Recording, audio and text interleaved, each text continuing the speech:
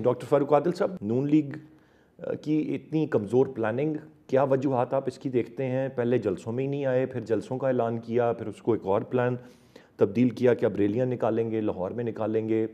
नवाज शरीफ साहब उतना बोल नहीं रहे हैं, उतना एक्टिव नहीं है, आवाम से उतने मुखातिब नहीं हैं।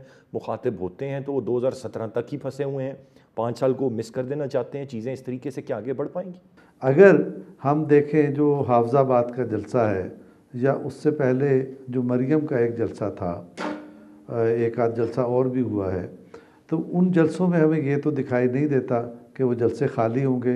मेरी तो ऑब्ज़र्वेशन ये है कि बिलावल साहब के जलसों से ज़्यादा बेहतर जलसे हैं, नंबर एक।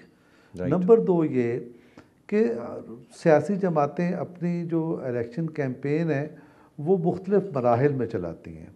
जो पहला मरहला था इनका, इन्होंने एक वसी तर मुफाहमत पैदा करने की कोशिश की, क्योंकि इनका नुक्ता नज़र ये था कि पाकिस्तान इस वक्त जिस किस्म के मसाइल से दो चार है वो किसी एक सियासी जमात के लिए मुमकिन नहीं है कि उसको हल कर सके। तो लिहाजा उन्होंने बड़े पैमाने पे लोगों को अपने साथ किया।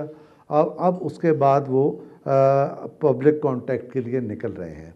लेकिन मैं एक और बात करना चाहता हूँ, अभी ज़िक्र किया मुजाहिद बरेलवी साहब ने भी, वो ये है कि देखें, ज़िक्र किया जी पहले तो बल्ला ले लिया, फिर पार्टी गायब हो गई वगैरह वगैरह। मैं आपको याद दिलाना चाहता हूँ, एक सियासी जमात हुआ करती थी हमारे पॉलिटिकल एरिना में, उसका नाम पाकिस्तान तहरीक इंसाफ था।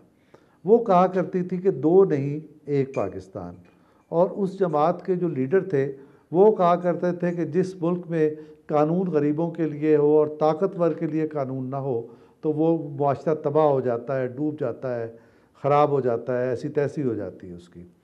तो अब अगर कोई सियासी जमात कानून पे अमल न करे, अगर कोई सियासी जमात अपने इंतखाबात जालसाजी के ज़रिए कराए, जिस दुनिया का कोई कानून और कोई पॉलिटिकल ऑब्जर्वर तस्लीम न करे, तो उसके बाद क्या होना चाहिए?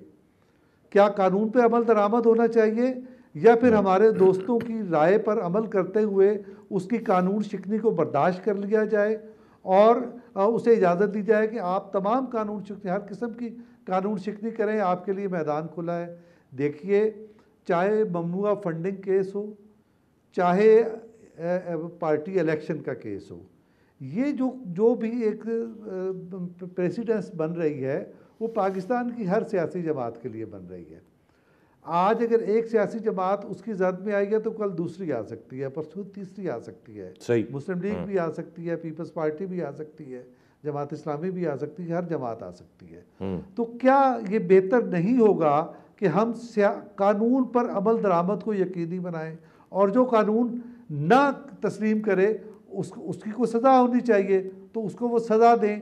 ये क्या बात है कि हम ये प्रोपोगंडा करते हैं जी उनको बल्ले से महरूम कर दिया गया, उनको नाम से महरूम कर दिया गया। भाई कानून भी तो कोई चीज़ है ना, कानून को फॉलो नहीं करना।